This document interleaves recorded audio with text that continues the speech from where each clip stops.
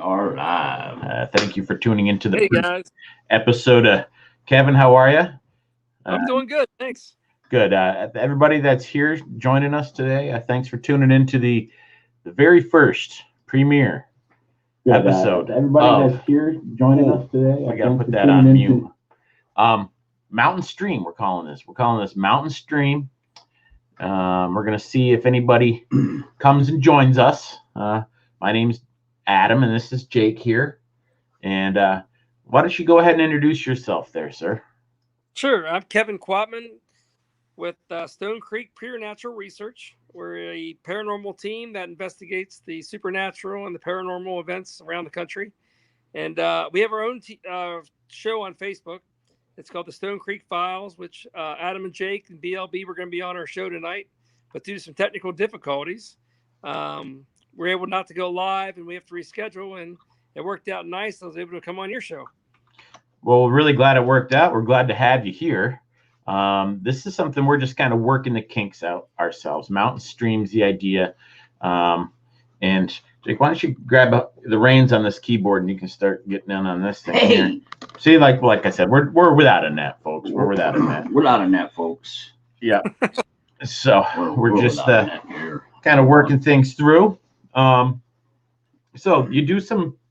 What's your show about primarily? I mean, you talk about a bunch of different things, paranormal things, and do you investigate things in the field at all, or?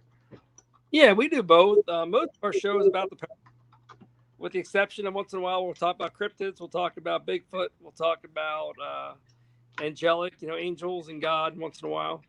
And but basically, we're in the field all the time. We investigate the paranormal. We're going into mansions. We're going into prisons and jails and anywhere really that people report having paranormal activity. And we go in, and Denise goes in first with me, and she's a medium. So we go in with no knowledge, going completely blind. And what our plan is to find evidence and to get to find some history out without knowing any prehistory. Basically, go in basically dumb and go in, and then basically what we do is we come out and we give them our findings, what we come across, and then hopefully it matches up with what they have already found out, or we find new information out and get more answers for the location. Very interesting. I like that. I like the way you're going about this. It's kind of like there's no way we could have known this type of thing. Exactly. And a lot of the places we go into is by referral, and there's no history on the buildings that's public knowledge. So there's no way we could find this stuff out by going online and researching for most of it. So it's fun, and it's fun when you get the right answers because people are like, just you see their reactions. Like, what? Well, I can't believe. How'd you know that? Yeah, exactly. It sounds, Jake, I don't know about you, but fun. I don't know. It's scary, maybe too. Like I'm starting to get a little goosebumps here going on. Wow. That's something I don't know, but we've talked to you about this before, Kevin, that, it's not really our field. The ghost stuff, things like that kind of give us the heebie-jeebies. We've had experiences ourselves, and that's what we're going to talk about with you when we come back on your show. We'll talk about some things we did. We won't spoil that stuff here today on our show. That's fine. But we do have a lot to talk about as far as that type of stuff goes. And in what we've come across personally, it's made me think maybe that's not really for me. And I don't know, but Jake, what do you think? I'm a believer of project the stuff out there and you reap what you sow kind of thing. So I'm very careful about what I'm projecting. Like, I don't go looking for no aliens. I don't want to see ghosts and beams from the sky. I'm like, nobody's got time for that. I can't. I try to compartmentalize that part. So I don't know if I would be running into an abandoned place. So But there's people out there that say Bigfoot's an alien. Yeah, there is. So there's a lot of theories that we're working out right now, and as always, there's no answers. It's like, me and Jake don't have Bigfoot tied up in thrains out there or anything like that. Oh, we ain't down the thrain. So it's like we don't know what's going on. So I mean, there are a lot of things that we've known about that where UFO and lights and strange lights are in the immediate area where there has been sightings or where there are sightings being taken place. So we don't know what's going on with it. And Jake, I agree with you 100%. You got to be careful what energy you throw out in the universe because it will come back. And I won't argue that. But, that's why when we go out in the paranormal world, we take a lot of precautions. We don't do provoking. We don't mistreat spirits. We don't provoke, use Ouija boards, try to summon anything. When we go out, the spirits come to us. Yeah. We don't go looking for them. They actually come out and look for us. And then we actually work with angels, and I don't know if you guys believe in God and angels or not, but we work closely with God and the angels. We actually can cross spirits over. And it's really, we got some stories that are really remarkable that I couldn't even, if I told you the story, you'd think I was crazy. You think there's no way possible. I don't know about that. A lot of people, I wonder if they believe our story or not. And there was 5 of us there at the time. And if the 5 of us if I wasn't there, I wouldn't believe the story. Yeah. I'd have to question it. Well, maybe sometime you can tell us your story here on, if it's not a real long story, you could tell it now, or if you don't feel like doing it now, if you want to think about it and come on and talk to us about it, we could do it. No, I'll tell you right now the story. Okay, great. Let's hear it. So we were traveling to a location in Indiana called Thornhaven Manor, which is a pretty nasty place it's a good haunted place if you like hauntings, but it's up in Indiana, and I like to find restaurants that are close by. So what I did, guys, I found this restaurant, and it was in Morristown, Indiana. And Denise always says I have a way the spirits know how to contact me. Like, I can't see them, I can't cross them over, I just kind of know things. So we were at this restaurant. It was too early to go eat, so there's a cemetery close by. And I said, we need to go to this cemetery for some reason. I said, we have to go there and check it out. Well, Denise always writes things down before we leave. Always. And she wrote down the name Abigail. And she didn't know why she wrote that down. And we pulled to the cemetery, and it's not an old cemetery. I mean, it's old, but it's not like huge. Maybe a couple thousand graves. And there's this big old tree, and she said, go by that tree. There's a little girl over there. And I'm like, all right. Of course, I don't see her. So her and Alice get out, and they start walking. They walk over by the big tree, and they're talking to this little girl. Well, Peggy, Andy, and I are sitting by the car, kind of like, wouldn't say bored, but we're kind of like not much going on, Anyway, Alice said to the little girl, what's your name? And she said, my name is Abigail, but I go by Abby. And she said, I really like Denise's blue eyes, or Denise's eyes. And so they were talking back and forth, and Alice said, would you like to meet Jesus? And she said, yes, I would. And she'd been there for a long time. Well, you guys know what dowsing rods are? Sure. The metal rods. Water witching. Divining rods. Water witching, sure. Treasure hunting. Anyway, so she had these dowsing rods in her hand. And Denise always carries her camera on her. She didn't carry a camera. It was October the 10th, 2015. There was not an ounce of wind that day. It was a beautiful fall day. No wind, nothing. And the dowsing rod starts spinning uncontrollably. Spinning like round and round real fast. Yeah. And with that, Jesus appeared on a white horse and scooped the little girl up. And Alice said, how are you taking this little girl? He said, I'm taking her in a whirlwind. And with that, unbeknownst to Alice and Denise, Peggy says, look at that. And about 25, 30 yards from us, this tornado of leaves forms that's about 3 stories tall. And it's just swirling right in front of us. I mean, there's no wind. You're like, what is this? And as the leaves plume down, one leaf keeps on going. And with that, Jesus disappears with the little girl. Then an old man in the cemetery says to Alice, you took my friend. And she said, you want to go too? And he said, yes, I do. And he came back and took him. But the crazy part about this whole story was that was a busy road. And the whole time this event happened, there was not one car going down the road. And as soon as the event ended, there were people everywhere. It was almost like time was stopped. Or temporarily just to allow this to happen. And the other crazy part was Denise always carries her camera on her. Her camera was not with her. My camera would not work. Peggy's camera would not work. And Andy's camera would not work. It was almost like God said, this is for you to witness. Yeah. Not for you to take a picture of. I didn't know Jesus was such an equestrian, but maybe he probably can do pretty much everything. That's I would say little side humor. Now, very cool. Again, that was a moment, though, that unless you were there and truly understood, it was amazing. Yeah. It sounds amazing. Yeah, very crazy. Is that one of the probably the craziest thing that you've got as far as your research and stuff, your field work goes? No. We've got a lot crazier stuff than that. I mean, that's to me special to me because it was more of a angelic. No other crazy thing I didn't mention about that story either.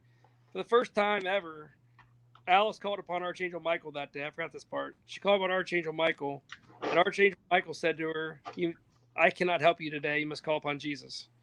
And that's the first time she had ever seen Jesus appear. Wow. So anyway, yeah, we've seen all kind of stuff. We've seen chairs fall on their backs and slide into one another. Bobby Mackey's nightclub. I've seen what potentially is possession. I've seen people physically change, which is pretty scary. Yeah. I can't talk about that over the air, but I've seen things that would make you really should scare the crap out of you and make you want to quit the field. Yeah. That's again, like we said in the beginning here.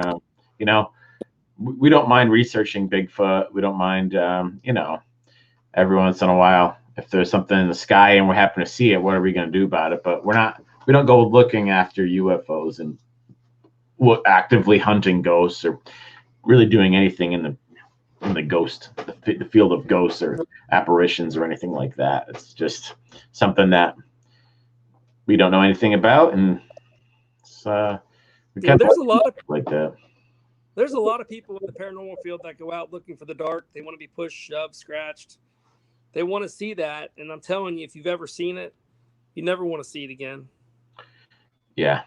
No, I've heard of things like that, and we've experienced some things which I believe were I did personally, which I believe at first I thought it was like a haunting, but I think maybe it was like some kind of demon thing.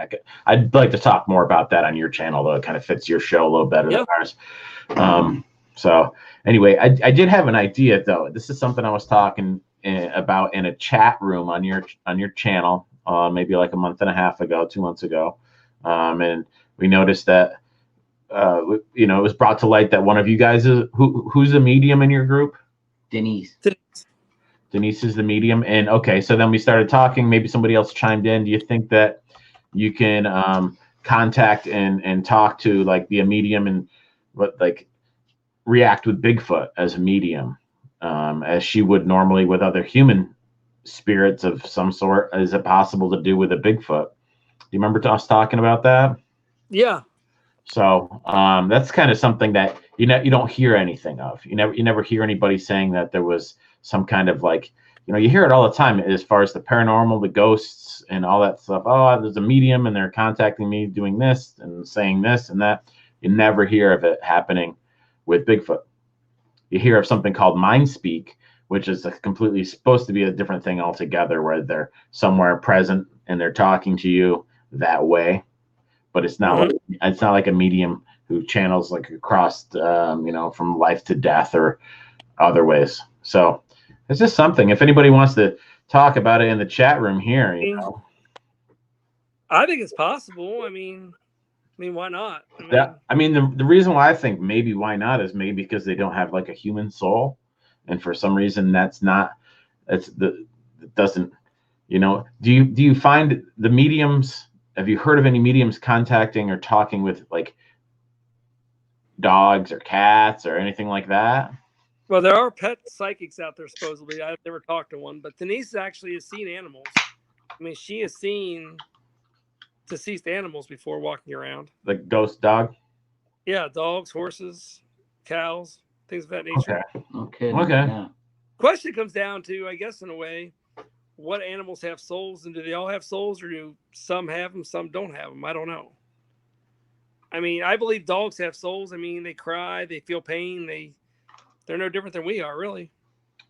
Yeah, I kind of think so too. I mean, yeah, I had different thoughts on that whole, beasts. Are they here for just us? Do they have souls too? And it took me a while to. I really still think that I don't know what they are, but our pets that we have here, we love them, and they have their own, they have their own little personalities, So Yeah, Yeah, sorry, a sideshow squatching with Denise. We could turn Denise loose on the Adirondacks, and you guys could guise it in a camping trip. Some kind of I don't know, a 2-for-1. It'd be a nice little weekend getaway, but at the same time, we go squatching with Denise. Oh yeah, maybe we could hit. We got a big tent. It's got 3 big rooms in it, 4 big rooms in it. Yeah, we've got old Civil War cemeteries around here too. Oh, I like that. You could probably get a threefer. I want to talk quickly about what Lori Myers has to say here. As you can see, right. I saw a psychic claiming to speak with Bigfoot or Bigfoots. And that's something I would like a little more information about, Lori. If you know the friend, or if the friend wants to email us, and I'd like to talk to them a little bit more about that in particular, because it's kind of interesting, and that's exactly what I was kind of getting at, like a psychic, a medium, communicating with Bigfoot. Something you don't hear a lot of. I've never really heard about it before. Well, probably because only 16% of the population believes in Bigfoot. And probably so many psychic and mediums out there are focused on the paranormal. They're not really going into the woods much. They're doing more of the private homes and people's, mansions and people's, whatnot. Sure, exactly. Going to where, like, when you go and research Bigfoot, you don't go into a mansion to research Bigfoot. You go out in the woods. And so these mediums or psychics, people that are interested in this field, so they go to these places and they don't go out in the woods. We've discussed coming to see you guys because Andy really wants to come up, and Denise said she'd like to come up there. Well, Jake, it's not really that far fetched. I mean, we could actually go out at least for a night and do something fun. Absolutely. I mean, I think we told you before. I don't put out the far-fetched stuff, bud. Yeah. No, never does. He never has, and he never will. Just my hairdo that's a little far-fetched sometimes. And Denise, I'll be honest with you, Denise scares some people because she knows things that she can't possibly know about people. And she knows things about their private lives they've never told anybody. And they're like, how do you know that? Bingo. But she knows because she's got that ability to. And I've learned never to doubt her because she's never wrong. Yeah. Well, that's a good thing. Fun, though. It'd be fun, though, to have her in the woods and looking for Bigfoot would be a lot of fun. But I think she's a little nervous about looking for Bigfoot. Well, she doesn't have to be when she's with us, but we won't go too deeply. We can. There's a lot of stuff that can be done in the field without being too far off the beaten path right here, right around us. Sure. And it's stuff that places we've been countless times, and we have evidence, and we're still here, and we're doing just fine. If she comes with us, we can guarantee her safety. I mean, we can't guarantee anything, right? And like you said, it's like we don't have to go chasing them; they come to us. Yeah. So I don't know what is that about. I don't know what that's about. We'll have to see. There's a lot of different theories on how to go squatching, how to get the most, evidence and find out the best ways to document these creatures. And we're thinking that pretty much the way to find them is either by dumb luck, or you go out in the field and you just get used to the environment and you let them come to you. That seems to be the more successful route most of the time. So it's pretty. Yeah, well, we got that one potential case by our house that Denise is afraid. She really doesn't want to go out there and do it. But, both brothers have basically admitted they've heard a sound they've never heard before, and they're afraid to go out in the woods. Huh. It's scared them. And people have been in the woods their whole life.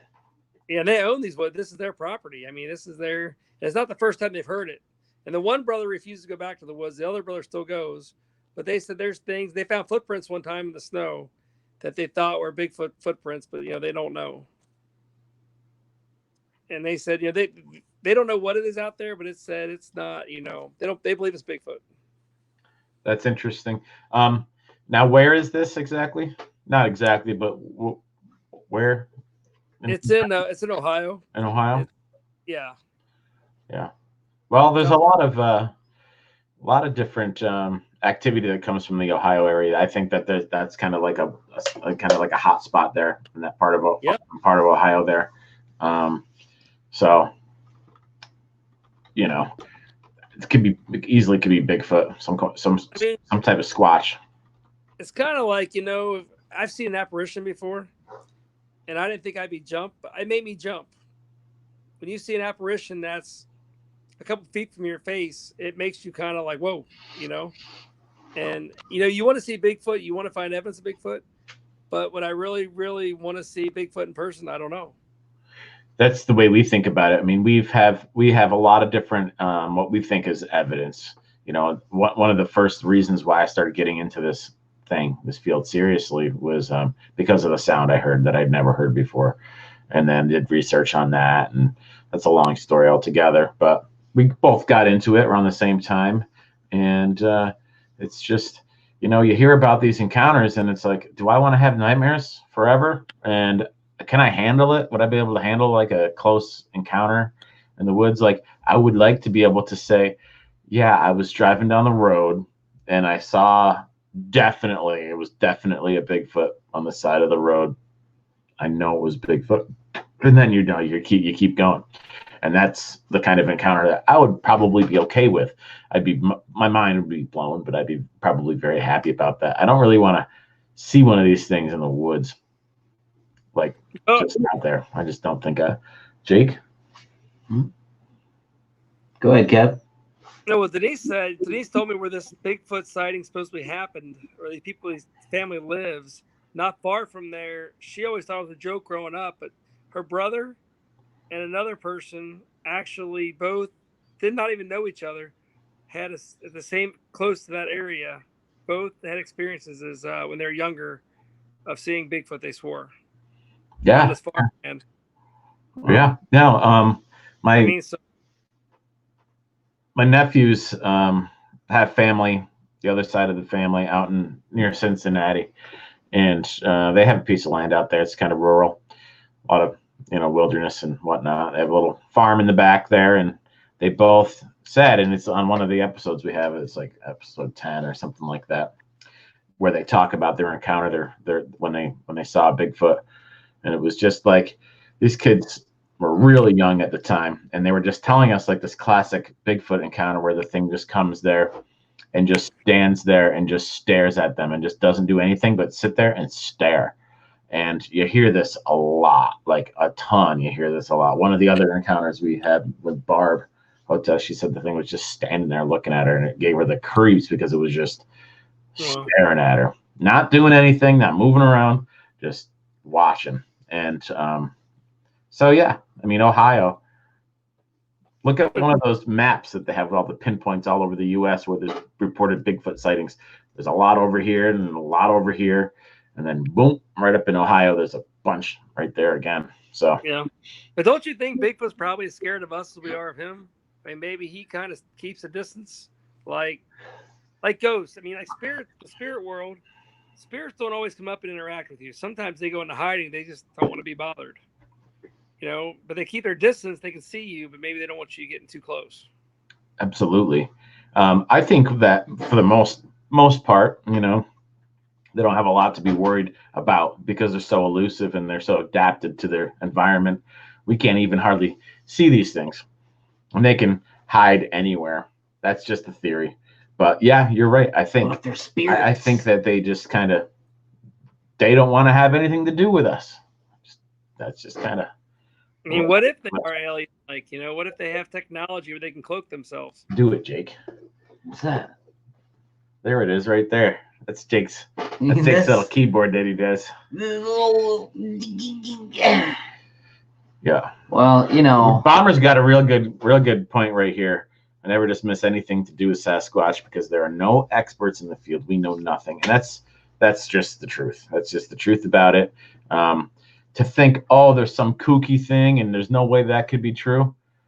but I think you just don't know. I think a lot of well-intended people have genuine feelings about it, though. A lot of people, you know, have really, you know, they think they know. Sure.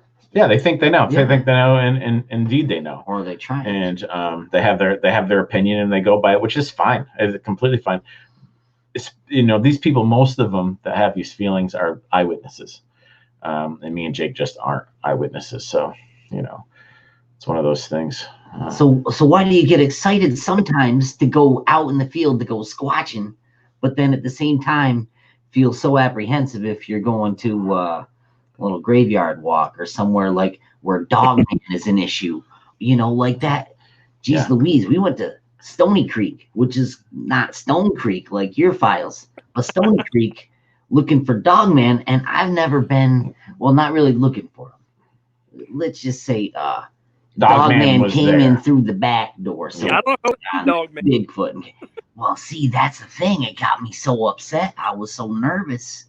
I really couldn't sleep the night before. Like I was never happened before on a Squatch. I'm all excited to go. Let's go look for Squatch. You know? Yeah, and we're going back there. We've been there. We wanted to make it a 3-time trip. The first time we went, we got to know the people and interviewed them. The second time we went, we set up some stuff. We're not going to tell you what because we're working on it. Look at, we got KJS Insano on here.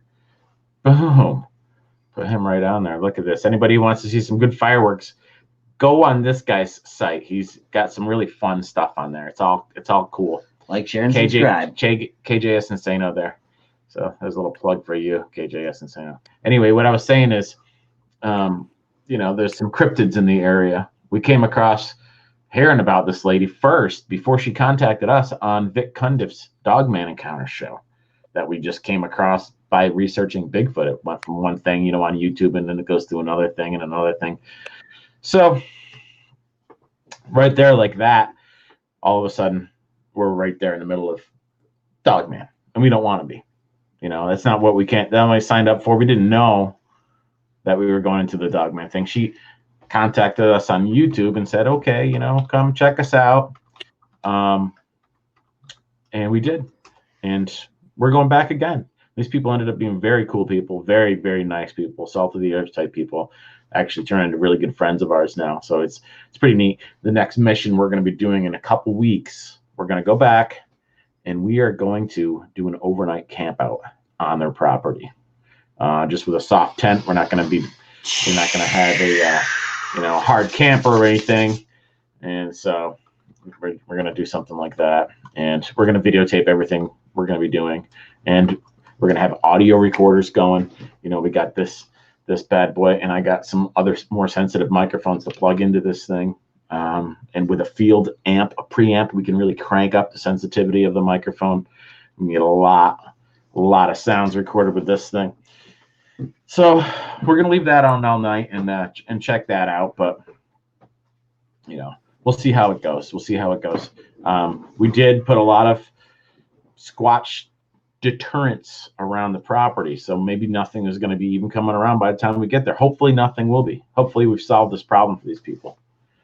We really think. I think we have. Squatch Busters. Yeah. We didn't know. Yeah. That could be the name of your reality show, Squatch Busters. It could be. I mean, this has been the only person that's contacted us for anything where we needed to go Squatch busting. So, and we'd like to keep things fun, but we also like to keep things real. So, I don't think there's a lot of Squatch busting to be done around here, but. Oh, you know, we go out places, Adam. We find people, they think their place is haunted and it's, you know, off the charts, and we get nothing. I mean, Denise is like, I feel nothing, I see nothing, there's just nothing here. And sometimes you wonder if it's in their heads. Right. I mean, they just believe like it's something we walk, like I was at my buddy's farm down in Kentucky, and we were out by the fires, like 4 of us had a fire going, and we heard something walking around in the woods. But we figured it was a deer, you know. I mean, you hear the sticks cracking. You know, maybe it wasn't a deer, but more than likely it was a deer. But if you're out there by yourself and you heard that, you might get in your head thinking, "Whoa, what's out there?" You know, Yeah, you might I be mean, it's thinking, easy to do. I mean, me and Jake are Adirondack guys. We're in the woods. We love the wilderness. We're in the woods all the time. We've been camping and doing overnights in the woods forever, and we love it. And still, we'll be out in the woods, just chilling out, and we'll hear something. And I'm always the first one to be like, "I'm getting out of here." Jake's usually more cool. He's more like, "Oh yeah, just nothing. It's not a big deal." And I'm like, "Oh no, I'm getting out of here. This is nuts," you know. So I can see how other people, especially people that aren't in the woods a lot, if they hear something, a little something, they're going to get freaked out, especially if they got it on their brain already. We have some kind of crazy thing going on in the brain. Oh, any little thing you hear, you're going to think it's something bad or something scary or something Bigfoot related, if that's what you're going for. If you're going to look into Dogman, you're going to think it's Dogman related. You know, your brain can work things up for you really easily. That's why we go places. We go in blind, because when you watch these TV shows all the time, we just talked about Bobby Mackey's the other night, nightclub in Kentucky, that, you know, there's so many stories about Johanna, this girl, and Pearl Bryan, who got her head cut off, or her head was put down the well. All these stories originated in the 80s from that area, but none of those stories are true. Good. They're true stories, but they didn't happen there. But the folklore says they happened there. So people go investigate this place. They always think, "Oh, we talked to Pearl, or we saw in." No, you didn't talk to Pearl. You know, it's in their heads. They think automatically it's Sure, because they've not done the homework on the history, and they assume what you see on TV. TV's not going to lie to you. So it's a good point, and you know, it's the same way with a lot of these. And I'm not going to say anything bad about any of these YouTube channels or anybody saying anything they want to on a YouTube channel. What's the bad part is the people that just believe everything they're hearing and subject to. You know, they get into this one little thing about, let's say, some conspiracy theory, and then they start watching that, and then the next thing they're on a different video, and then that brings up a whole new different thing. The algorithm brings them to something else, and then next thing you know, they're down this rabbit hole of all this stuff that really isn't true. It's just speculation, or that's what they're into, so they're making these videos, and then these people are believing all this stuff, and they go around all day thinking about all this stuff, clouding their head with all these different things, and you just never know a lot of times this day and age what's real and what's not. And it gets a lot harder for us to pick that apart with things like Photoshop and, you know, all these other things. That's why Bigfoot has issues, paranormal issues. You know, both of our industries have that same issue because of Photoshop. I see pictures all. There was a video, not video. There was a picture going around Facebook yesterday, a couple of days ago, and it showed this woman looked like she was hung. And everybody was commenting on it. Everybody's amazing picture. And I was like, no. Anyway, the group who originally posted it, their own team member started saying, no, we went back and watched video. It's actually Josh. It's not, you know, even though the original people are posting it's not real, people are still believing it's real. And it got legs and took off. 100%. Like, yeah, and all it was a video camera. Took a still shot, and it looked different the way he was walking in his shirt, and it just kind of looked odd. So cameras aren't perfect. Cameras don't always give you the most clear shots. You know what? That's another good point. It's so hard for us to get quality pictures of just us doing what we want to do, trying to make the camera that you have complete control of. You have complete control of the environment you're in right there.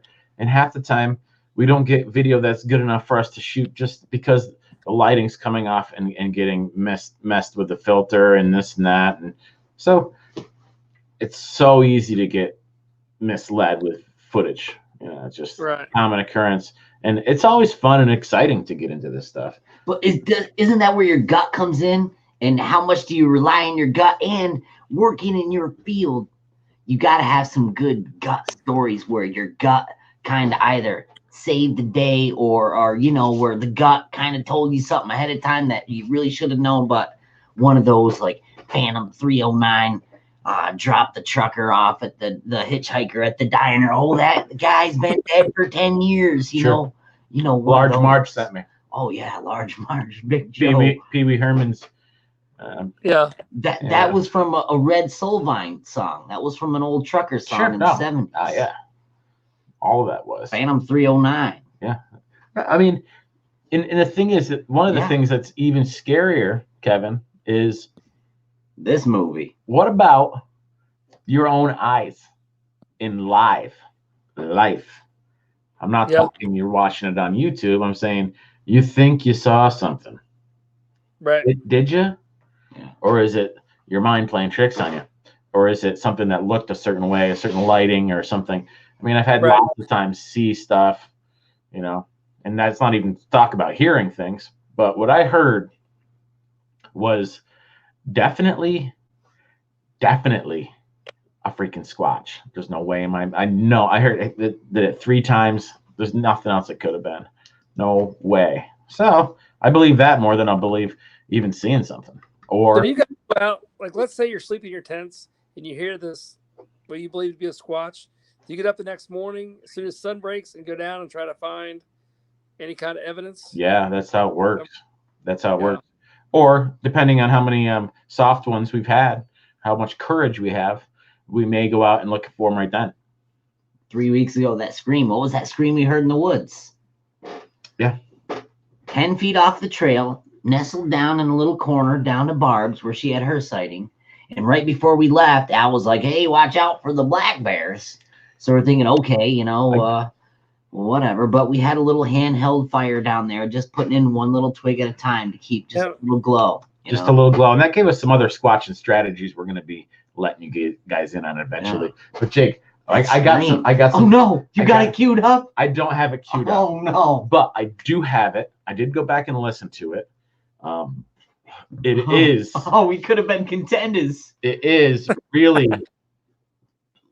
It's loud and clear is what it is. Dude, it felt like 15 feet away. Like it was right in the trail. We don't get to hear it.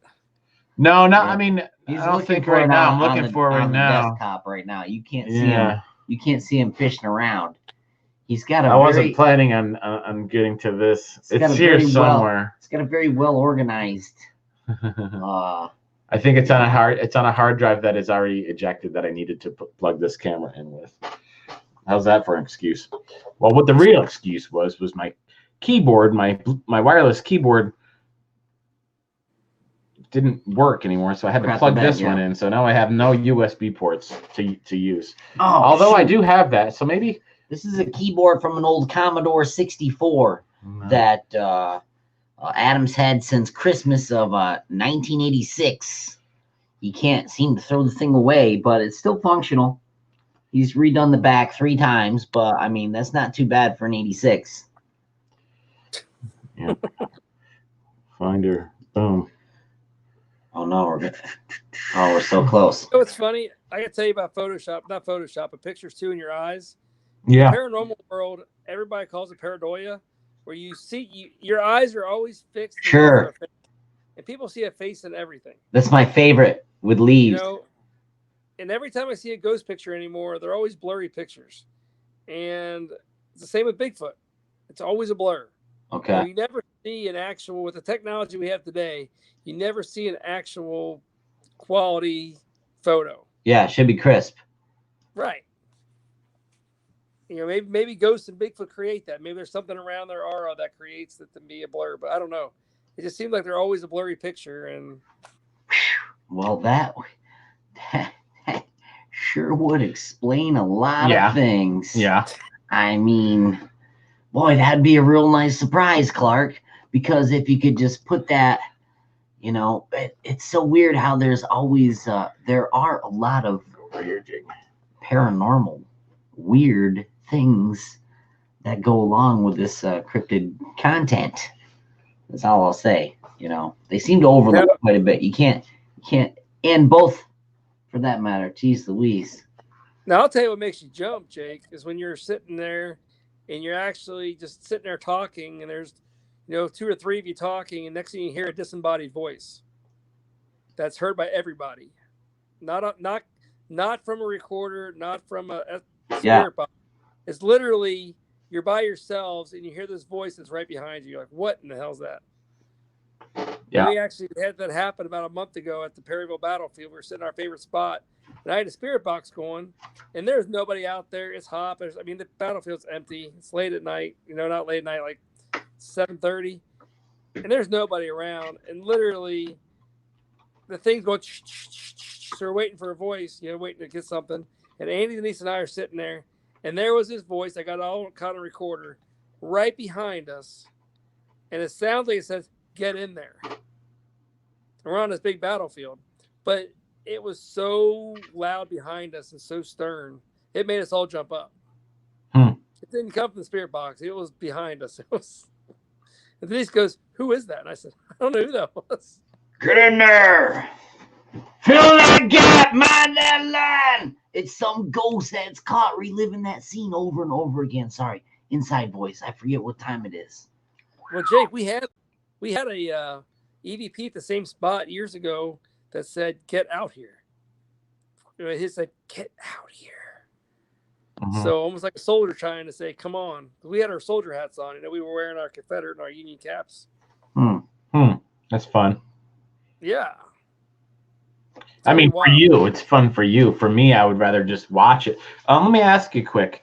I've been thinking about all these different things you guys do and some other stuff where you go out and do some paranormal research. And where is it that I go to see this stuff? Do you have any like films that you've produced or any like side videos, or is it, where can I show people where to go?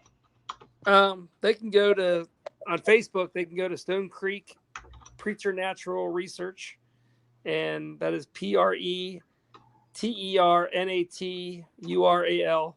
But Stone Creek Preternatural Research, and we post some pictures. So some of our stuff goes on there. We don't post too much. Okay. We keep some things kind of like you guys. We keep some things to ourselves. Whole world don't need to see all our stuff. There's too much in the paranormal world. There's so much jealousy and so much drama. We try to avoid all that. Yeah, that's what's kind that of about. You seem like you're only helping people. You're only trying to.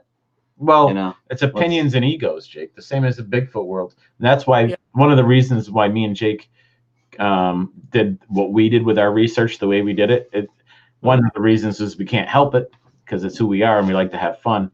But secondly, we look at all the drama that goes on in the Bigfoot community. People get mad at each other and create enemies and all this stuff, and it's just nonsense. There's no reason for any of that. We should all get along. And if you're serious about doing the research, then kind of take everything into account. Anything's possible, and let's just work on what we got and try to get more. And that's. And I respect everybody in our field. If they want how they want to go about it, they go about it. I don't have to like the way they do it. No, yeah. I won't be respected for it. I don't believe they always have the best intentions. Too many people are trying to become like, you see all the stuff on YouTube now. I know you guys have your own YouTube show, but we love you guys. But there's a lot of guys in the paranormal world that'll, they're all out there trying to make these 45-minute movies, just like you see on TV. They're trying to get picked up by a TV crew. Sure. They want the channels pick them up and make them a superstar. So, and honestly, ghost hunting is fun. I love it. But I don't like sitting there watching everybody else's videos for 45 minutes to an hour. It's like watching somebody else bowl. Stop. Yeah, sure. I mean, that's another reason why we bring the comedy to the whole game itself, because we want to have people have fun, basically. We want to have people enjoy themselves when they're watching our stuff. We want people to know that we're goofing around a lot, but we want people to know that we know what we're talking about as much as anybody else does. We're interested in the field, and it's something we take as serious as we can. And it's just if you don't like that, and you want to just all go just straightforward and real strict and stuff, then you don't like to laugh and have fun, then maybe our stuff's not for you. But that's just fine. We don't really care about that. Yeah, sorry about that. That's what we like, you guys. You guys are real, and that's how we are. You guys might have a little more fun than we do, but we like, we are who we are. We're not trying to be somebody we're not. That's good. That's part of being. I mean, being genuine is. I mean, that's just. we can't help it. We just have too much fun and whatever. Like us, love us, hate us, leave us, doesn't matter. As long as we have guys like you to talk to and have fun with, that's all we care. We've found a lot of really good friends on this since we've been doing it too, because we only launched our season 1. What was it? March 3rd. And then we've kind of been building friends up since then, and just got to kind of know a lot of people. We like a lot of the people that we talk with. It's really something special for us. Like it a lot. What made you get into it? What was like the first thing that made you think, okay, I'm gonna do something on Facebook and I'm gonna be out there and put this paranormal thing together, and I'm gonna make a little go at it. What got you into it? So just what got me into going on Facebook and doing the show? Yeah, that part of it. Yeah. Well, I was doing a couple radio shows, and I was on that one radio show when you guys were on there the first time, the Kentucky Ghost Hunter show. Sure. Yep. Oh yeah. And, so I broke off from that, and Kelly, who runs the Skydor Network, she reached out to me and asked me if I'd be interested in hosting my own show on there on her network. So I absolutely said, absolutely, we'd love it. Had to talk Denise into it. And Andy wasn't originally going to be on the show, but then he kind of fit, and we're not going to take him off there. He's part of this family. So. He's one of our favorite parts, you know. Everybody's favorite part. Yeah. Everywhere we go, like, where's Andy? Yeah, exactly. Yeah, he's into it. So on the paranormal side, what got you more involved in that? Like from the starting point, was there something you saw as a kid? Did you know? I can't recall seeing anything as a child. What I did about 5-6 years ago, there was a ghost shop in my neighborhood, and I stopped in there and I met this lady who ran the shop. Anyway, I got connected with a guy who had a team, and Denise was on his team. And he said, "Oh, you can come around, join us a few times." So I kind of got my feet wet there. And then Denise and I had the same ideas, and we felt the same way. So we said, "Well, let's start our own group." And that's what we did. But I've always been intrigued by the paranormal since I was a child, since I was little. But I can't recall anything that I've ever personally seen that would have made me. I've always been a believer, but I think it's because of my past life experience. If you believe in past lives, I believe I know more than I probably can remember. So are you clairvoyant? I'm going to cut to the chase. Have you had the clairvoyant experiences or just the past live experiences? Have you felt like, where that gut comes into play again? Your gut tells you something. Sure does, Jake. I believe in your gut wholeheartedly. Your gut tells you everything. I truly believe your gut is, you should always listen to your gut instincts. I mean, how many times do you sit there and say, "Jake, I shouldn't do this," then you do it and then you regret it? Oh yeah. That's a good way to think about the gut. That's just, trying to make you a better person, make you do the right thing. Right way first time. Yeah. But I think that spirit guides speaking to you, and your spirit guides are telling you what to do. And most times people don't listen to their spirit guides. There's a lot of people that don't even know what that is. Like, they don't have any clue what signs are or anything in the paranormal. They're like androids. They're just living in their life, and they just go and do their thing, and they don't really know what's going on as far as anything besides the physical. We're just here doing this, and it's tough. I've always been one to kind of think outside the box, believe in things other people don't believe in. Obviously, we're both that type of person. Well, angels walk among you. They walk close to you. But I'm a believer that the further you're away from God, the further your angels walk from you. The closer you are to God, the closer your angels are to you. If you have God in your heart, they're going to be a lot closer in there to help protect you and keep the ward the dark off. I mean, I'll be honest. When I go paranormal investigating, I don't get worried because I know I have God on my side. I don't get scared. I mean, will I jump sometimes? Absolutely. If something, I kind of do a quick turn, but I don't get scared because God's on my side. Yeah, that's being startled. That's like me. I'm not afraid of snakes, but every time I'm mowing the lawn and one kind of catches me off guard, freaks me out. As long as I know it's there, it's like, okay, I'm not afraid of it anymore. Not afraid of it at all. It's just Exactly. it's not anything that's going to be louder, just hitting you from the side or something like that. That's going to make you jump. Is going to take you off guard. So Just like going through a haunted house. If you go through a Halloween haunted house, where people are going to jump out and try to startle you, we don't like those so much. They make us jump. But if you take me to a real haunted house that's got real spirits in it, I'm not scared at all. gotcha. If I hear a bang, it doesn't bother me. It's like, okay. Now, what do you know about exorcisms and that whole side of it? A little bit. I've actually learned from an exorcism priest. I actually know one currently that he's the archdiocese for Northern Kentucky. So he's told me some stories. I've never personally been involved in one. I don't think I want to be. Okay. I don't think it's something that anybody wants to truly experience. We've done a house exorcism with our pastor. We've actually gone into a building and exorcised a demon out, literally, but it wasn't any kind of a possession. It was more of it was in a building. More of a what? Like a residual demon haunting? No, it was a real demon. Hey. It scared Denise to death. Oh, Yeah. The owner of the building, the shop, it actually it's an old building, but she'd actually seen it for years and years and years, and she had all kind of negativity and all kind of problems, and we didn't know what it was in there. We went in there blind again, and we got some information, and then about a year later, she asked if we could bless her building, so we went up to bless that building, guys, and we were upstairs and we had candles out and we're doing this whole religious thing, and swear to God, I've never seen Denise get scared before. She started almost crying, and she started describing this thing that had a head of a cat, and I'm trying to remember all the details of it. It was really grotesque, and she started saying one name, and I'm like, she said aim. I said aim where? And I'm like pointing my camera, trying to find out. I don't know what she's talking about. And then she said something else, and we were confused. So Pastor Scott gets his phone out, and he's Googling. He goes, well, tell me more about this.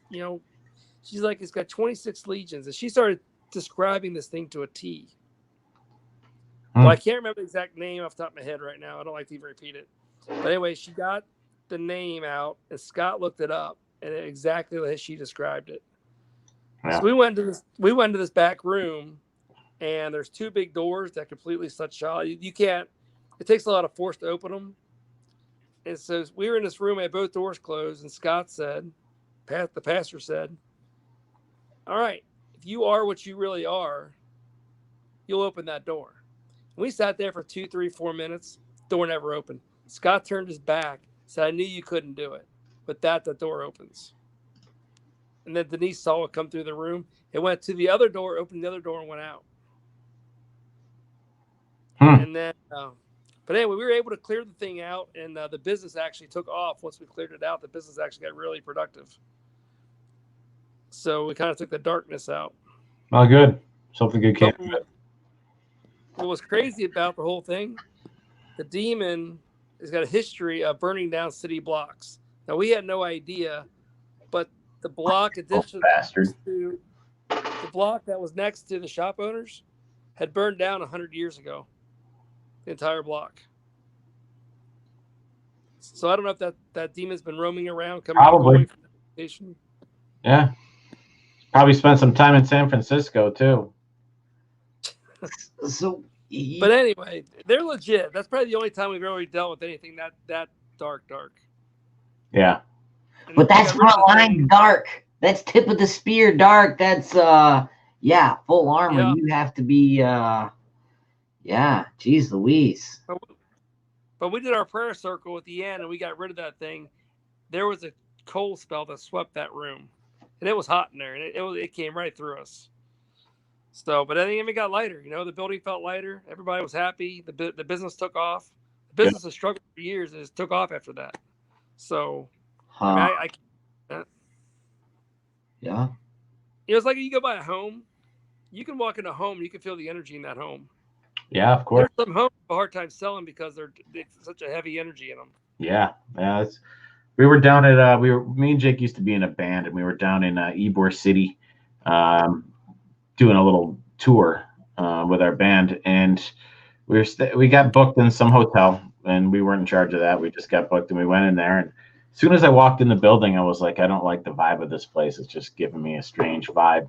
And then there was this strange scent that I had that reminded me of some kind of old ghost smell. It was very, very strange. And just thinking this place is haunted like nobody's business. I didn't know, but there was like an old morgue in the basement of this place, and this was supposed to be one of the most haunted buildings in Florida. Yeah. Or maybe in one of the most. I don't know if you know about Tampa. this building in the Tampa region. Yeah. I used to party in Ybor City. Huh? I used At to the party Green down- Iguana? Yeah, you go to the Green Iguana. We played there. Yeah. Yeah. Yeah. But anyway, like you were saying about the vibe, the whole vibe thing. You go into a place like that, and the energy that's there is, so if it's strong, even if it's good energy, you can feel the good vibe of it. If it's bad, you can feel the bad vibe.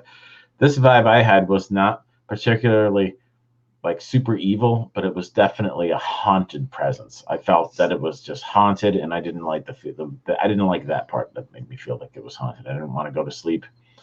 And there was this one room in particular that I walked into accidentally. The door was open, and I thought that was our room, and I was in there for like a couple seconds, and I still remember the feeling exactly. I turned around and got right out of there. I'm like, I'm not staying in this room.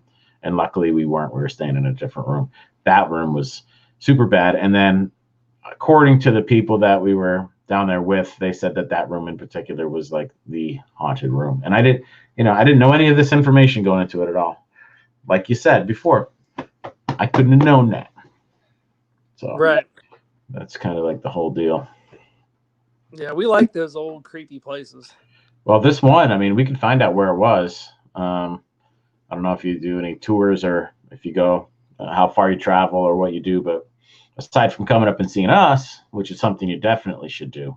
No, we're definitely going to do that. I can see that happening here. Yeah, I would recommend doing that sometime in the spring. There's usually, I mean, this time of year it's getting a little late. And then in the spring, late March, April, what does it go? It goes January, March. It goes February, April. March. Wait. Yeah, May. Beginning of May, end of April is a good time to come up. That'd be cool. Yeah, I mean, stuff's just starting to pop here. That's when I've had a lot of Squatch activity myself, is in that time, and that's when we've got a lot of like eyewitness accounts, stuff like that happened all right in that same time. We think that they're migrators. They migrate up here. So. Do you think they hibernate like bears or no? No, I personally don't believe that at all. I think that that'd be way too dangerous for the species. Okay. Well, see, I believe in Bigfoot now more than I ever did. Since talking to you guys, but I've been seeing more and more stuff about the giants they find, these giant skulls, these giant beings they find from hundreds of years ago, thousands of years ago. Yeah, so absolutely. I mean, why can't they be real and still walking this earth?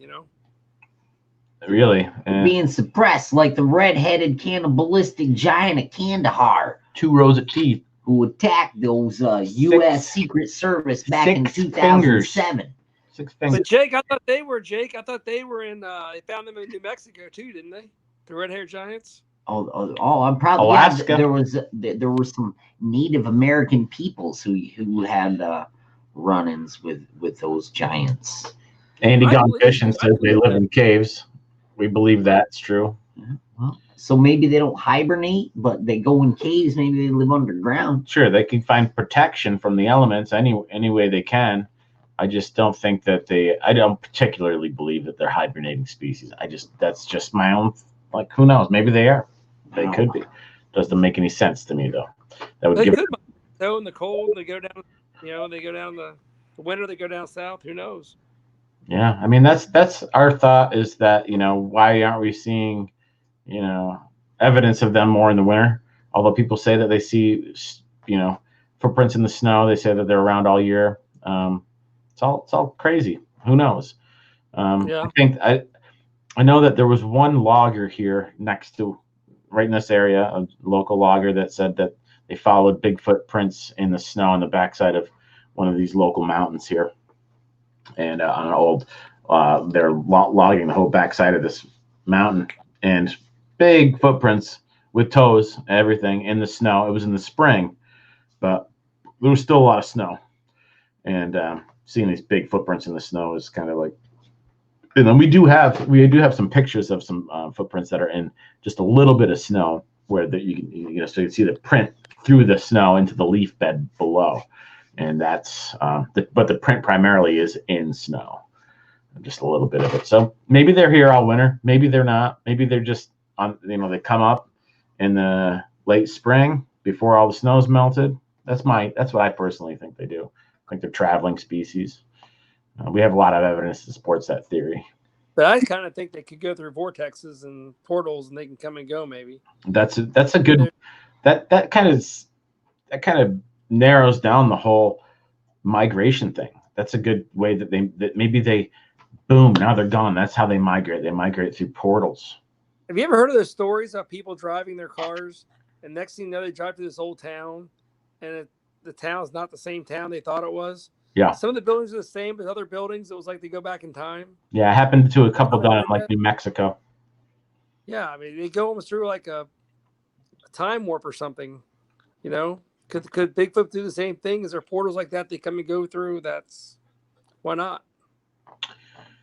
You watch enough episodes of Ancient Aliens, you'll believe that they can. I do like that show. We don't get that on Very cable. interesting. We don't Very get cable in our town. They left in 2012. We haven't got a new provider yet. So time slip. Yeah. There's a lot of different information out there about, you're looking at quantum mechanics. Kevin, quantum mechanics. I mean, it's not exactly the same, but it's what it could be. We could rename it Kevin. Stretch. I'll allow it. Quatman mechanics. I'll allow it. But you go into there, and it just opens up a whole new can of worms onto what's really possible. Bending time. Einstein always said you could bend time and space, and with the quantum theory of quantum mechanics, it's supposed to be possible, and everything moves in a different way, and some things are there, then they're not there, and all that stuff that goes with them. Right. I can't even start to think about it. My brain gets all, going crazy, but all that stuff could be possible. And I have one question, and it's why not? Why not? Why couldn't all this stuff happen? Jake? Right. So let's talk a little bit more about you, Kev. This is the first episode of Mountain Stream. We're going to be calling it Mountain Stream. We're going to dress it up a bit. Right now we're using the basic version of should we sing the intro? You want to sing the intro, Adam? I don't know what the intro is yet, guys. Oh, what? Jake knows. I don't know, but I don't know. I guess anyway, we'll we're gonna be doing some stuff with look at the paid version of the StreamYard app we're using right now. We'll be able to put pictures up and some video stuff, and we'll dress it up, make the titles look better, and make them pop, and do all that other stuff, make it nice. But we do want to get to know the people that are guests a little bit more than just outside of why we have them on a show to begin with. So, what's your favorite food? Pork chops. Pork chops, okay. Oh, we're entering some territory right here.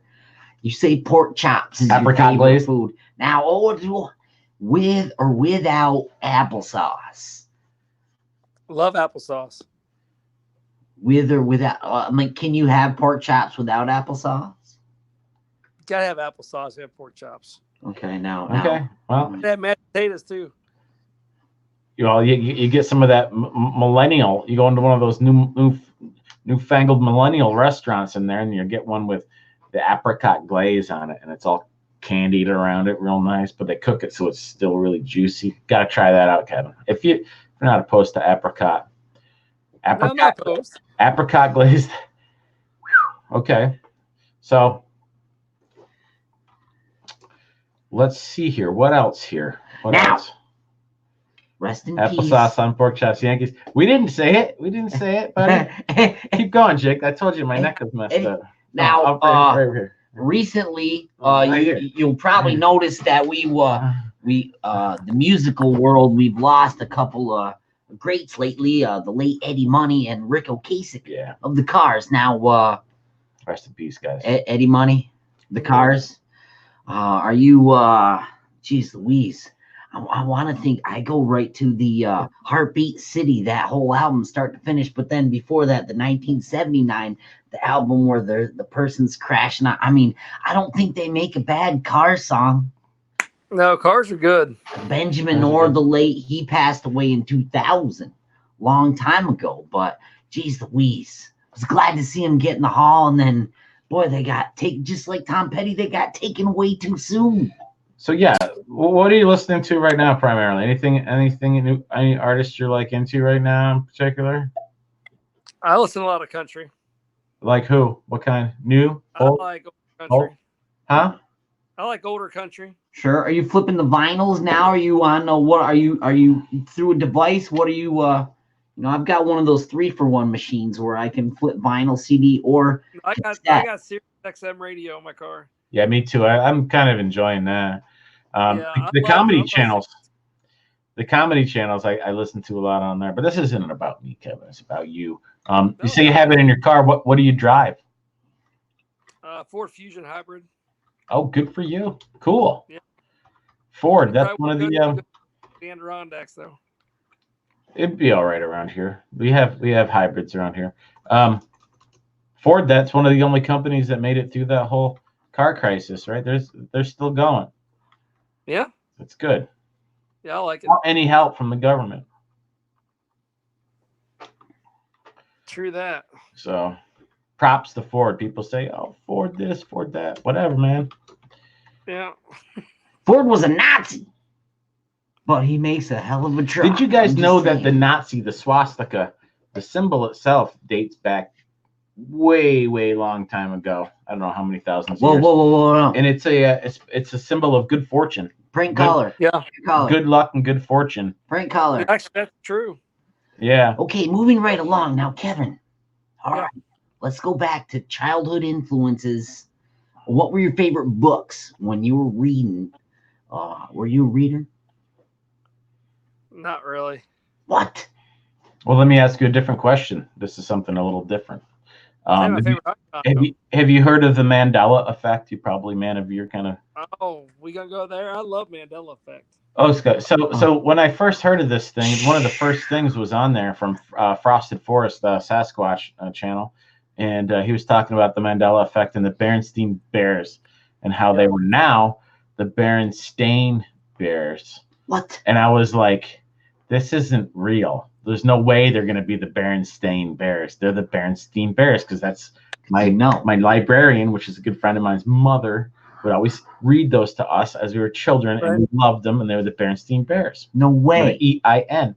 Always been the Berenstain. Always been the Berenstain Bears. What is this? And now we're in this parallel universe, whatever you want to call it, where it's the Berenstain, like a stain. Right. And that's not what it was. There's just no way that's what it was. Tom Cruise what did he wear in that famous scene when he comes dancing across the dance floor? Like a pair of sunglasses and a white shirt, or a shirt and some boxers or something. A button-up shirt and boxers or something. Some sunglasses. Tom Hanks. What are you guys talking about? Splash. No, Tom Cruise. And what was that movie called? It was Risky Business. Risky Business, yeah.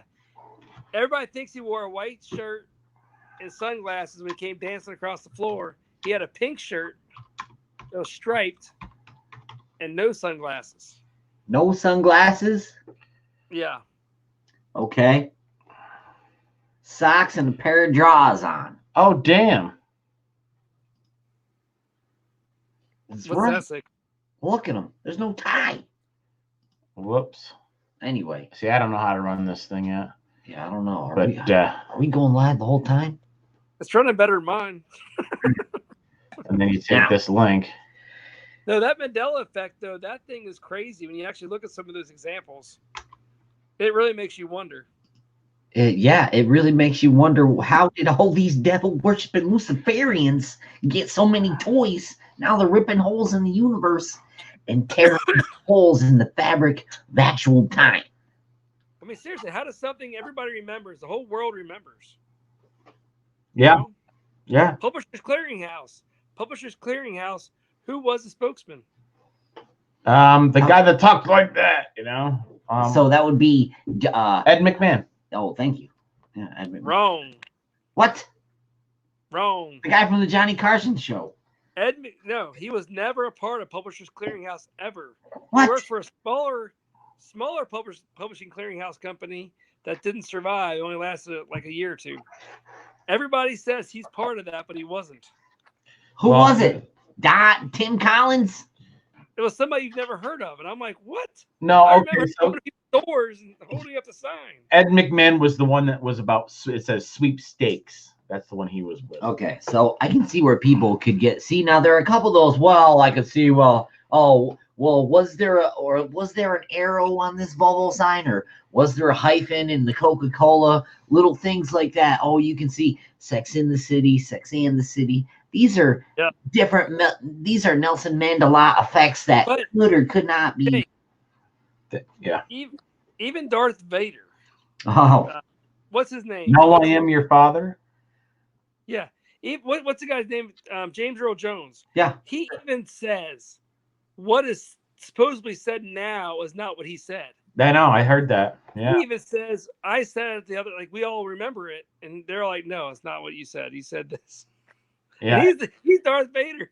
How you gonna tell him? And he's like, no, what was said was, Luke, I am your father.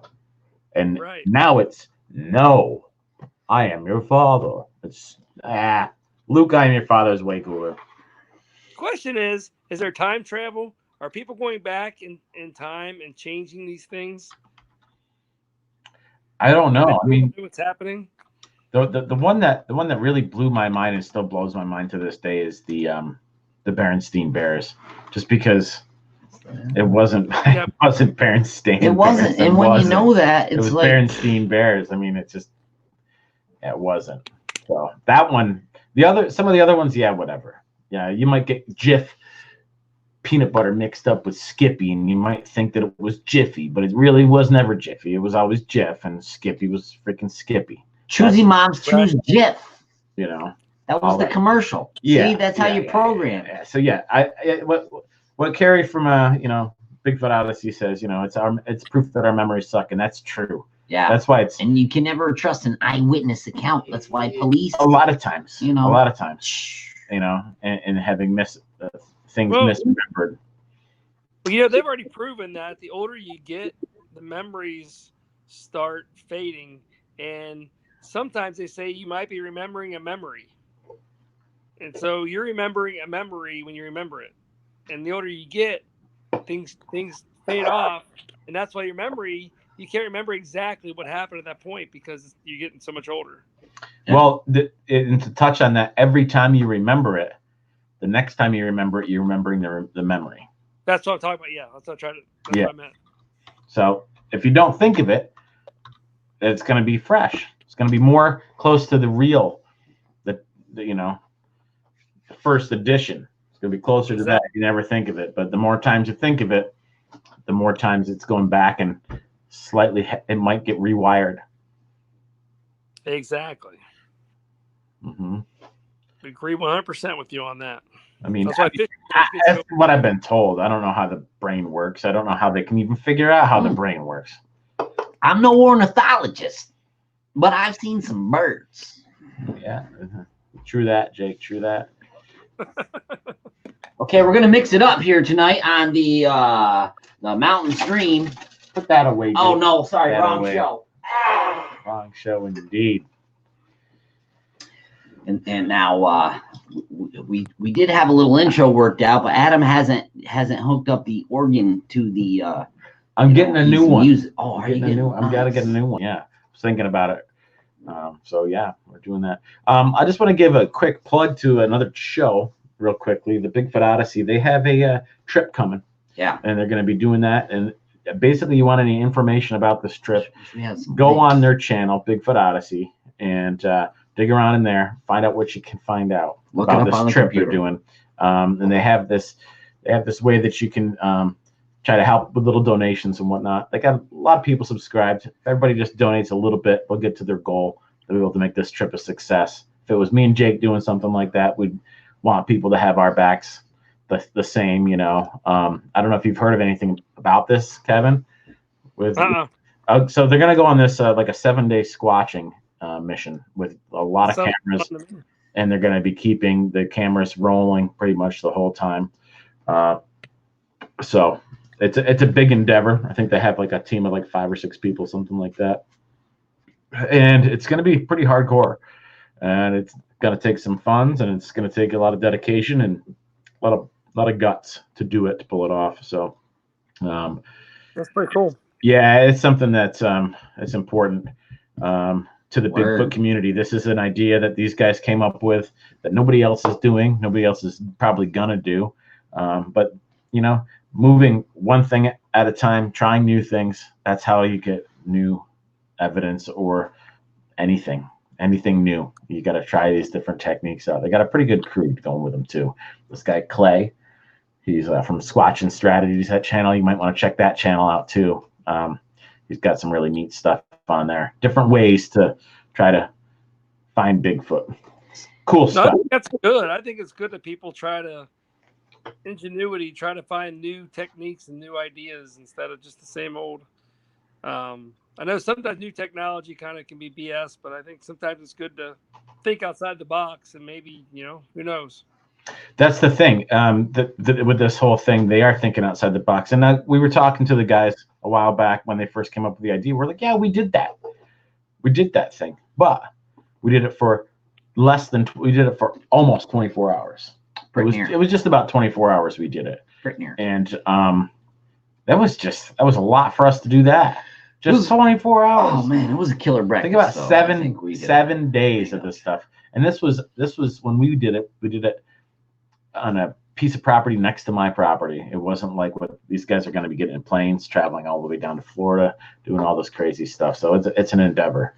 We really had ideal location and temperature. It was very nice, comfortable. It was really nice, you know, but it was crazy. And you guys are going to see this 6 inches of moss. You're going to see this stuff in. They're not going to be in those kind of conditions. Season 2.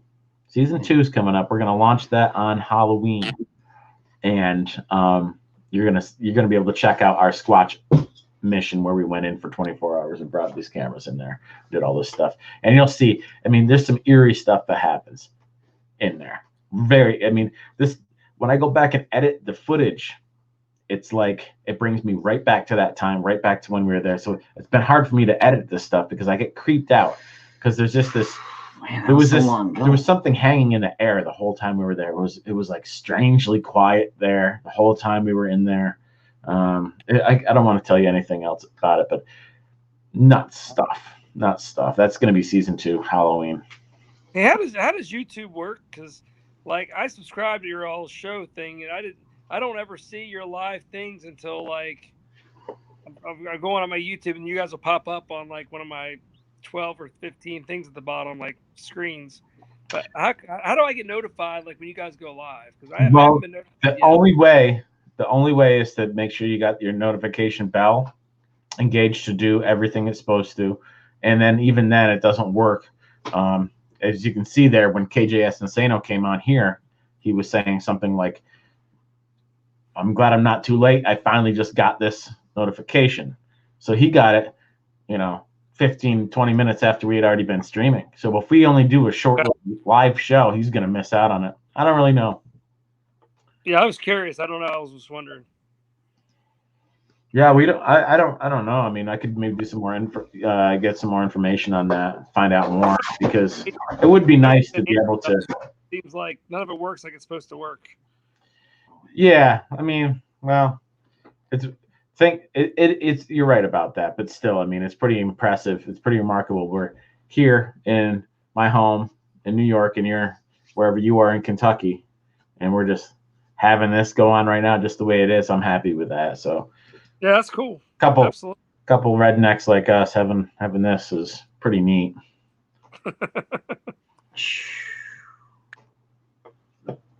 We gotta get you guys down here in this area. Well, it's cool you said that. I would like to come down. That area, there's a lot of encounters.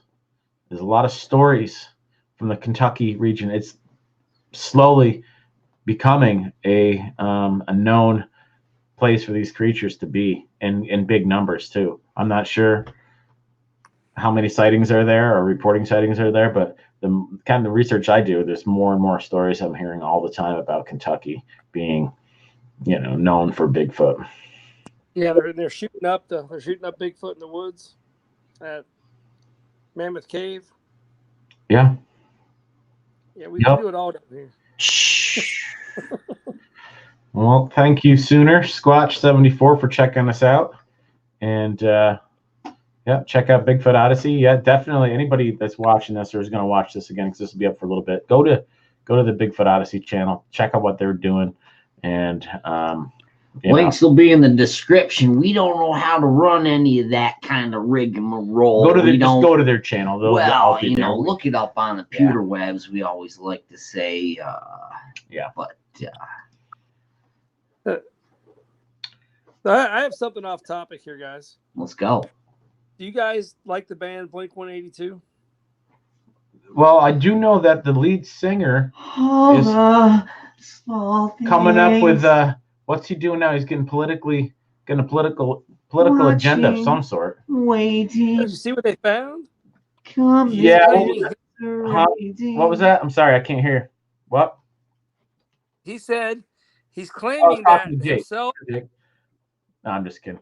Himself and a couple other fellow UFO hunters have found UFO material that has never been found before, and there's some new technology, some new thing, and they claim to have this new material.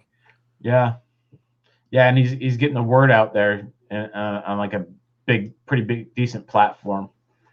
Yeah, is what I just saw this recently, like in a couple. That was in like December 12th of 2017. Have you seen the movie Mirage Men? No. You haven't seen Mirage Men? Kevin. No. Bro, you need to look up the movie Mirage Men. All right. Yeah. No, so the UFO thing, now what's that guy's name? The lead singer of Blink 182, what's his name? The guy's doing he's like Earth to the Stars, like to the stars deal. He's got all these guys on his team, old NASA guys, all these rocket guys, all these Aleister Crowley guys. Yeah, I have no idea. Yeah, that's what I'm saying. Do a little digging. You'll find the dark arts at work, bud.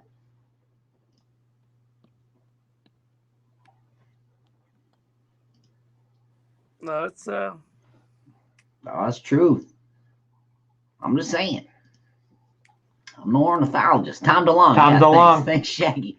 Shaggy's got it going on. Oh, Last of the Wilds had it in there. Yep. Yeah, well, Yeah, we've seen that. See, I'm just saying this guy might be paid to say some things. Well, we're not paid to say some things. So, we're going to wrap this up. And I just want people to know that are watching this that we're going to be doing more of these with guests, not unlike Kevin here.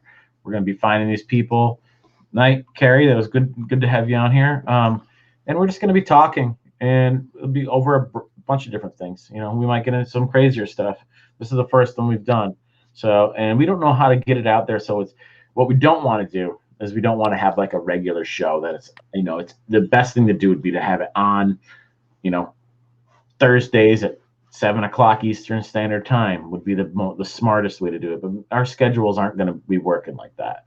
So basically what it's going to be is when can you come over and work this? Kevin, when can you come on? Okay, we'll figure it out kind of last minute, and we'll just go with it, and just boom, we'll have it there. The only thing that's going to suffer from that is the live chat. Otherwise, people can go on our YouTube channel and watch it anytime they want. They just won't be able to engage with other people when they're doing it.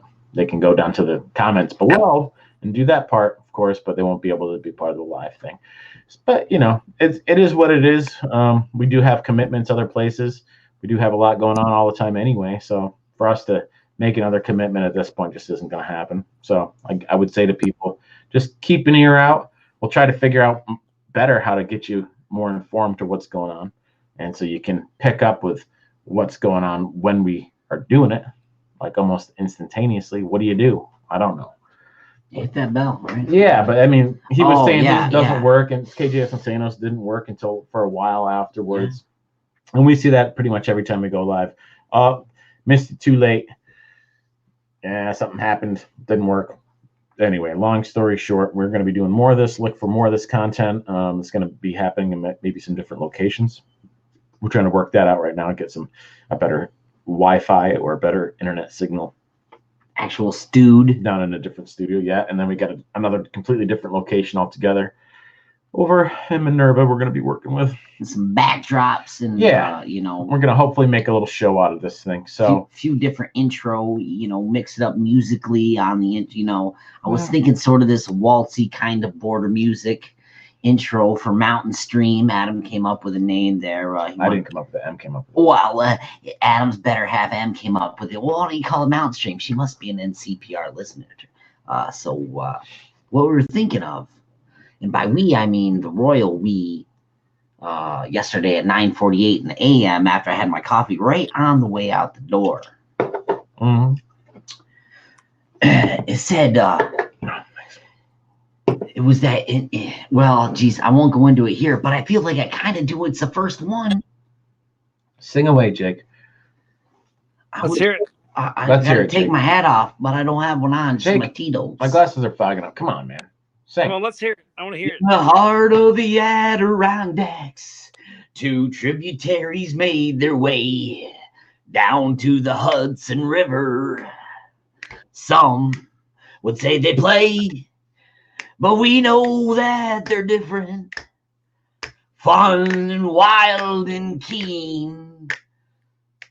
Oh, sugar. Can you believe that? Come back to us once again. To this hit mountains. Yeah, come and join our... No.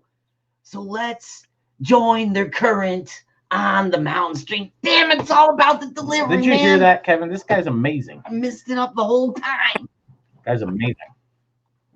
Hey, y'all need to send Andy a BLB hat, though, so we can wear it for the next show. Yeah, well, we need to... Do we have your snail mail address? Yeah, I think I sent it to you last time. I can resend it. Send it to us in an email to bluelinebigfoot@gmail.com. And we do have to get some things together. We ran out of hats that are already prepped up for my painting business. So we're going to have to get some more hats coming because we do have a list of people out there that need them. And so carry on. We'll definitely wear it around. Word. Get that stuff going. And something like, what's this guy? Oh, yeah. So, I think this has been a good success. Kevin, thank you for coming on our show, Mountain Stream. It was great to talk to you. Thanks for making lemonade with us tonight, Kevin. Yeah. Sorry we couldn't be on your show, but the good thing is you can still be on your show next time. Well, that was just kind of last minute thinking. I'm like, okay, well, Boy, I was this guy. trying to do this. I'm like, would you come on our show? So we were all sitting here ready to go on your show, and then it turned into this. And love it. So it worked out. It worked out pretty good. Yeah, get you guys on our show again next month. We had a bunch of people wanting to see you guys tonight too. So, well, sorry, Andy. Sorry, Denise. We couldn't, all hook up and be on the computer web. If you can do this though, too, you can go to our YouTube channel, and you can go to this particular video, and you can copy the link from this video and throw it into stuff that you have, and then you have. It's almost as if it was, us being there with you on your channel, even though it's not. But it's yeah. Fun. So, Denise and Andy want to be on here when you guys come back on anyway. So. That's right. That's right. Well, that's what we're looking forward to, actually. So we love you, Kev. We love you. Don't get me. I got you, but they're definitely more entertaining. Yeah. Well, you guys are all great. You guys are all fantastic. We love you. Like I said, we've met a lot of cool people since we've started doing this stuff online, and relationships are continuing to grow. Yep. So. Absolutely.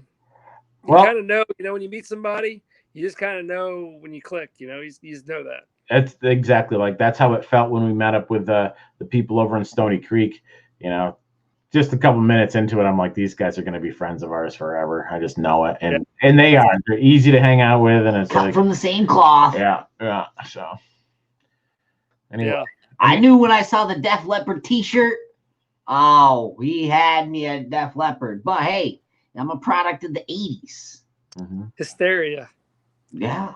What do you know? Anything else you want to part with here, Kev? Leave with a parting note. No, you can find us on Facebook at Stone Creek Pure Natural Research. And if you want to watch our show on Monday nights on Skydor Network on Facebook, it's called the Stone Creek Files.